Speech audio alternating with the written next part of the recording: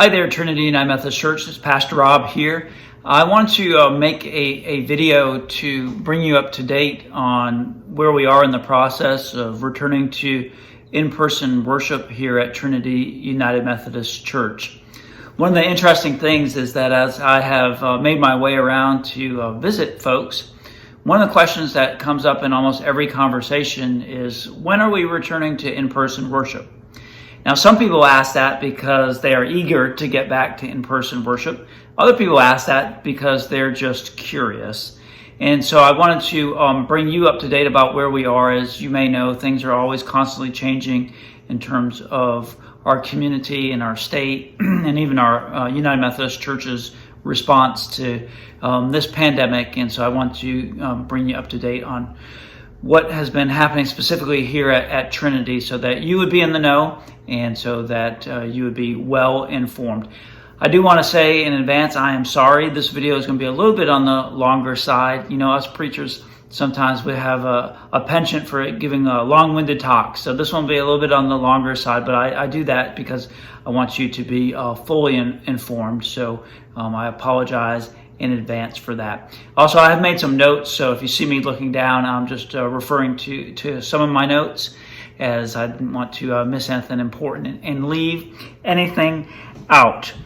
So you will, of course, remember that in mid-March, Bishop Sharma Lewis, who is our bishop here in the Virginia Conference, in light of the arrival of the coronavirus and the dangers associated with that, made a directive that all United Methodist churches in the Virginia Conference should cease in-person worship and do their best to move towards online worship or worship by telephone or by both. And that is, of course, what happened here at Trinity.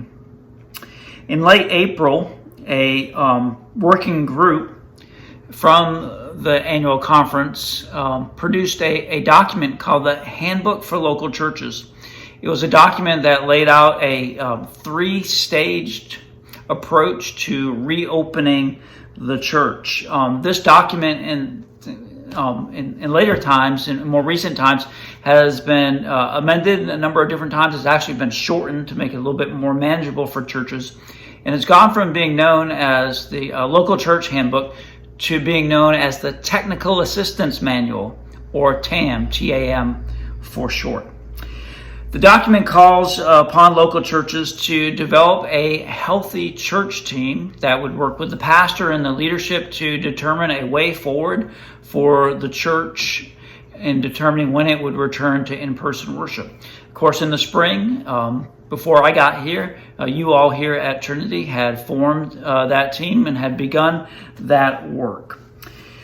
During the spring, Trinity's Healthy Church Team, or as what we call it, HCT for short, met and reviewed the Technical Assistance Manual produced by the conference and made a recommendation to our church council, which was accepted by our church council, to wait until what is known as Stage 3 of the Technical Assistance Manual. That was the thing created by the conference to help us as churches, to wait until Stage 3 to return to in-person worship or to hold events or to have group meetings here at the church.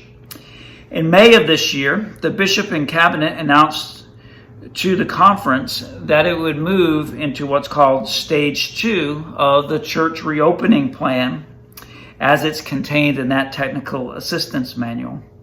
Now, it's important for me to note at this point and make a distinction for you, and that distinction has to do with kind of the authorities that we are under here at the church.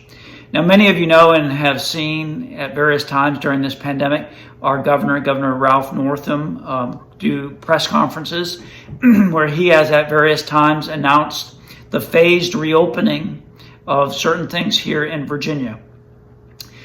So, for example, he, when numbers were right, opened up and lifted some of the restrictions, and he continued to do that. And so we are operating, of course, as citizens of the Commonwealth of Virginia under the authority and auspices of the state. But as a United Methodist Church, we are also operating under the authority and the auspices of our bishop and our cabinet, our district superintendent. And so we kind of have these two different things going on. On the one hand, we have the state, which is reopening in phases. And on the other hand, we have this technical assistance manual from the bishop and the cabinet that is opening us up in stages. So as we have this conversation, as I seek to inform you, please take note of that, because it can get confusing awfully fast. As many of you have followed, Governor Northam has at various times in the pandemic given updates to the state's phased reopening plan. And for us as the church, we have kind of mimicked that until a certain point. So to this end, back in May of this year, when Governor Northam announced that the state of Virginia would move from phase 1 to phase 2 in the state reopening plan, not too long after that, our Bishop Sharma Lewis announced that the church would move towards stage 2 of its phased reopening plan as contained in the technical assistance manual. So we might say that the church followed in the state's footsteps. Most United Methodist leaders, myself included, presume that when Governor Northam moved Virginia from phase 2 to phase 3 in the next month, in June, that just like happened when he moved us to phase 1 to phase 2 in May, so too the church would follow. That the church would follow in moving us into stage 3 of the technical assistance manual plan for opening churches. However, this did not occur. In fact, the bishop in one of her communications indicated that the church, in her estimation, would remain in stage 2 of the technical assistance manual plan for reopening churches. And she urged churches in her communication to safely reopen their church, albeit with less people, in accordance with the strict safety protocols as found in stage 2 of that technical assistance manual. I want to share what some of those strict safety protocols are in a few minutes, but suffice it to say that, as I hinted earlier, the safety protocols that the Virginia Conference are requiring exceed that of the Commonwealth of Virginia, and in almost all cases, the protocols put out by the Center for Disease Control, the CDC. So that brings us to our current time. And to give you an update of kind of where the district is and where the conference is, at the end of August, some 44 of the 74 churches on our district, the Rappahannock River District, are either open for in-person worship or drive-up worship services. So if you do the math there, if I'm correct, and I'm sure someone will correct me if I'm wrong, that's almost 60% of our district churches are open.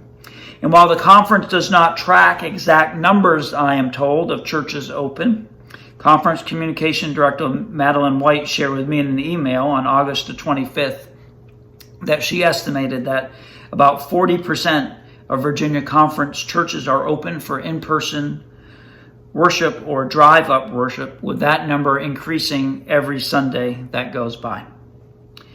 Now, you may also know that even here in King George, there are a number of non-United Methodist churches that have opened with varying degrees of safety protocols in place.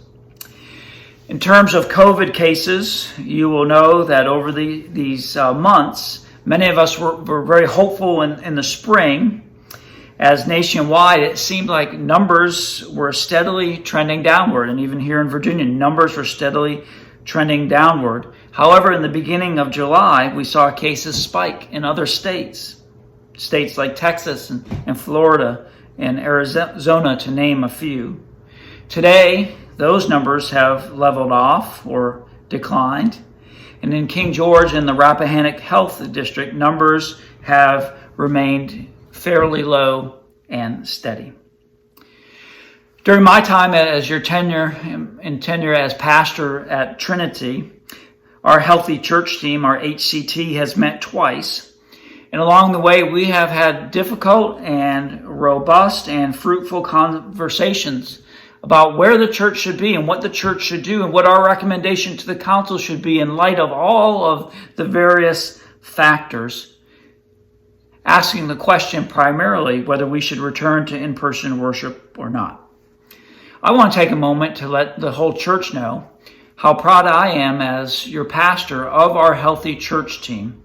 Our Healthy Church team has handled itself with the utmost of maturity, and their conversations have been seasoned with a high degree of grace. So I, on behalf of our whole church, want to thank our Healthy Church team for the work that they put in. I want to especially give a shout out to our leader of our Healthy Church team, Brenda Lee Cooper. Thank you all so much. The Healthy Church team has received the updates as they have come out from the bishop and conference, and we continually monitor the COVID-19 numbers in the county.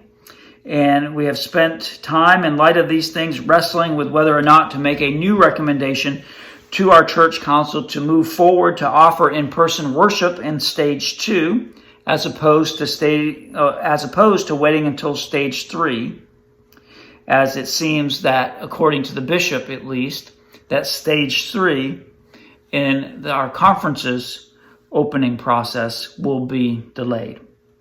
One of the questions that the Healthy Church team has wrestled with and has sought to address is what has changed since the original recommendation in the spring that the church should wait until stage 3 to offer in-person worship services again. So I wanted to go over a few things that have been identified by the Healthy Church team as items that have changed that would be cause for consideration. First, the state of Virginia has moved to phase 3 of its reopening plan. And as you know, and as you are probably well aware, that has included such things as dining, both with limited dining both inside and outside of eating establishments. It has meant less restrictive protocols for retail stores in the number of patrons that can come into their stores. It has meant the allowance of public worship, albeit at half capacity.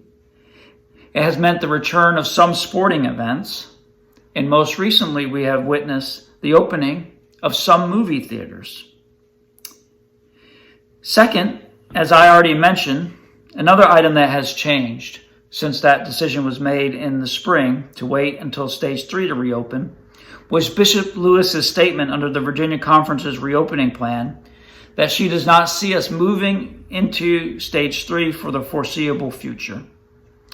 There's probably very few of us who anticipated as well that in dealing with this virus and thinking about it back in March, that we'd be where we are still dealing with this and at this level in September. It could very well be that we continue in some type of modified safety protocol for months to come.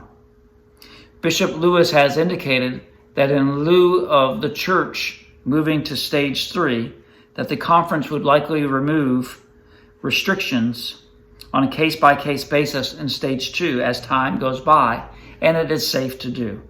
And this has indeed been the case as we have remained in stage 2. Third thing, since the original recommendation of the Healthy Church team in the spring, the bishop has urged churches to reopen safely and responsibly, even if that means with less people, while at the same time continuing to offer a quality online worship experience for those who choose not to attend because of their own choice, or for those who shouldn't attend because they might have a pre-existing health condition or some other concern that would prevent them from attending. 4, since the original recommendation of the Healthy Church team in the spring, we have witnessed a significant number of United Methodist churches operating under the strict protocols found in the Technical Assistance Manual for Stage 2, offer in-person and drive-up worship. And we have not heard of, nor has it been reported, that there have been significant outbreaks of COVID-19 cases in those faith communities that have reopened under Stage 2. 5, we have also surveyed the congregation at Trinity about their willingness to return to in-person worship. Many of you have no doubt filled out those surveys. We appreciate that so much, because while survey results are not the only or even the leading criteria for the Healthy Church team concerning whether or not to return to in-person worship, they are an important part and they carry much weight. We received 37 responses from the July survey. Here's the breakdown, especially as it pertains to the larger question of the survey. That larger question was, if Trinity returns and resumes in-person worship in the near future, my family and I would return to the sanctuary, and we were given a number of different choices. 37.8% indicated that they would return in late July, 10.8% in early August, 8.2% in mid-August, 16.2% in early September, 10.8% in mid-September, and 16.2% sometime after September. So I share those with you because those are the few of the developments since the spring recommendation of the Healthy Church Team that has even caused the Healthy Church Team to even consider revisiting the issue. Now, while I've shared both with the council, the church council, and the Healthy Church Team, the strict protocols for stage 2 in-person worship as found in the technical assistance manual, I thought it might be beneficial for the church as a whole, for those who have not heard what those strict protocols are, to hear what those are, as well as for those in the Healthy Church Team and the church council to have some refreshment of what those protocols are. So let me share with you those protocols now. Those protocols include things like submitting a detailed plan for how we will put the protocols in place. We will be required to submit a detailed written plan that will be reviewed by our district superintendent and approved by our district superintendent. The safety protocols also mandate masks. Masks must be worn at all times from the time one leaves their car in the sanctuary until they return back to their car. There are no exceptions. We are called if somebody removes their mask and refuses to put their mask back on to stop worship.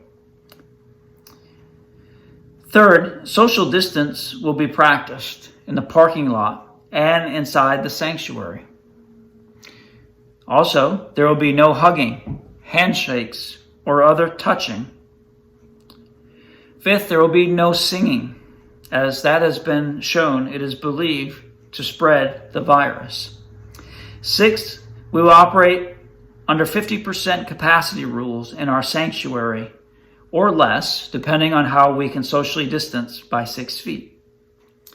7, pre-registration will be required to ensure that social distancing. So when we return to in-person worship, if it is under stage 2, it will be required that persons make, for lack of a better term, reservations, so that we can ensure that we don't have too many people coming at once. If we find that we would have too many people, we would have to look into offering a second service. 8, prepackaged communion elements blessed in the sanctuary would be available, but need to be partaken in one's car or at home. We would not come and serve from a common loaf or pass around juice in individual cups. Instead, they would be prepackaged. There would be no Sunday school that would be offered. Number 10, upon arriving, persons would answer a series of health questions before entering, or they would be required to fill out a health acknowledgement questionnaire beforehand. 11, greeters and ushers would be on hand to help people practice social distancing. 12, offering plates would not be passed, but placed at exit. There would be limited restroom use. We would request persons to use the restrooms before they came to church. There would be one designated entrance and exit. Gloves would be provided to greeters and ushers and counters. 16, weekly cleaning would happen of high-touch areas. There would also be a thorough cleaning before any in-person worship services began. As I mentioned earlier, there would be the continuation of online worship for those who are unable to come, and for us to be able to reach more people in our community. 19, hand sanitizer and masks would be available if needed. And 20, we would have signage to assist people as it comes to people flow inside the sanctuary. Simply put, the aim of these stage 2 protocols is to provide multiple layers of protection and to err on the side of exercising an abundance of caution. Obviously, implementation of such a plan would require some logistical work on the part of the church and would require the need of volunteer servants to make it happen. At its most recent meeting, the Healthy Church team reviewed and considered much of the information that I have shared with you in the last minutes. The Healthy Church team voted 4-3 to make a recommendation to the Church Council for Trinity to consider returning to in-person worship this fall and to put together a plan to accomplish such. Though the vote was narrow in favor to recommend reopening for in-person worship, the team, including myself, felt that there was not enough consensus on the team to make a solid recommendation to the Church Council to reopen. This has been communicated to our Church Council Chair, Rob Gates. So one of the questions is, well, what is next? The Healthy Church team will continue to meet. In fact, it's going to be meeting September the 17th to continue to evaluate all the factors we have discussed and consider what, if any, recommendation it will make to the Church Council. The Healthy Church team will continue to meet once a month, regardless of its decision on September the 17th and its recommendation or no recommendation. It will continue to meet to evaluate when Trinity can safely return to in-person worship, observing the strict protocols of Stage 2 as contained in the Technical Assistance Manual. The Healthy Church team will continue to monitor trends and developments as it pertains to COVID-19 spread, cases, treatments, hospitalizations, deaths, and more on a local, state, and national level to determine trends. The Healthy Church team, even with a lack of a solid recommendation to reopen for in-person worship, will begin to work to develop the outline of a plan to reopen so that if and when the recommendation is made and approved by Church Council for the church to move into Stage 2 in-person worship, the church will not face unnecessary delay in putting a plan together to submit to the district superintendent for approval. The Healthy Church team will also be working with me, Luke Miller, our video and multimedia servant, and the Board of Trustees and the Council to develop a strategy, timeline, and cost analysis to how we can enhance our online worship presence so that when we go back to in-person worship, whether that be in Stage 2 or Stage 3, we can continue to offer a high-quality worship experience to those who still might not be able to join us, as well as with the aim of reaching new people in our community. So what can you do? Please continue, as you have done so well, to hold one another in love and care. You know, during this pandemic, I've been proud to be your pastor because I've witnessed wonderful displays of love and care, whether it be phone calls to check up on one another, cards that were sent in the mail, or drive-by anniversary celebrations. We have to continue to hold one another in love and care. We must continue to do these things in the midst of this pandemic, however long it lasts, and even after this pandemic. So I'd urge you to continue to hold one another in love. Please continue to worship. Please continue to worship either online or by phone.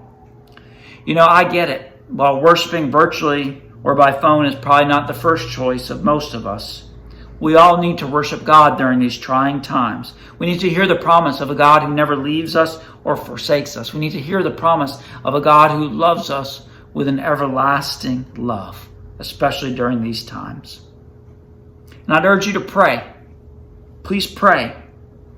You know, prayer is so needed during this time and so effective. To this end, I want to announce today and proclaim a church-wide day of prayer and fasting where we can humble ourselves before the Lord and seek the Lord's wisdom and counsel. James 1:5 says, "If any man lacks wisdom, let him ask of God, who giveth to all men liberally and upbraideth not, and it shall be given unto him."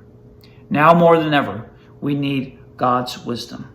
So on September the 16th, We will enter into a day of prayer and fasting. I'll give you more details about what that means in the days to come. But I would invite you to take note that this is the day right before our Healthy Church team will meet on September the 17th. It's also important for us, as I've indicated earlier, to hear from you and to gauge our congregation's willingness to return to in-person worship, especially in light of the safety protocols that I've outlined here in this video. Again, while surveys are not the determining factor for a recommendation per se, they're so helpful, providing a barometer of where our congregation stands. So be on the lookout in the next couple of weeks for a survey in your email inbox or in the mail that we'd ask you to fill out so that we can hear from you. Finally, in all of this, let's continue to treat one another in love and respect and patience. As we have seen, like the rest of our community, like the rest of our country, opinions about how fast our country and state and churches should reopen, they run the gamut. They run the gamut from people that believe that we should have opened months ago to people who say that we still need to remain closed and remain super and hyper vigilant. However, unlike the world, unlike social media, we are the church. We are called to a different ethic in how we treat and disagree with one another. I know even in my short time here, Trinity United Methodist Church has lived up, and I'm confident will continue to live up to the ethic of loving God and loving neighbor. There's been a saying that I've tried to live in my ministry and in my dealings with people that I might not agree with on a host of issues. This saying says this: as to the essentials, unity. As to the non-essentials, think and let think. In all things, love. It's important for us, as I mentioned earlier, to hold one another in love. Our opinion on when the church should reopen or on many other matters does not strike at the heart of our Christian faith. It's an important question. It's an important topic for us to wrestle with, to pray about, to seek God's will about. But it doesn't make anybody, no matter what side they're on, more or less of a Christian. As to the essentials, unity. As to the non-essentials, think and let think. In all things, love. May we all take that statement, internalize it, and live it. I want to thank you so much for taking the time to watch this video and to receive this update. As always, as your pastor and on behalf of our Healthy Church team, on behalf of our church council and our church as a whole, we covet your prayers and we ask for your support. May God bless you and keep you. May you stay safe and may you stay healthy. Amen.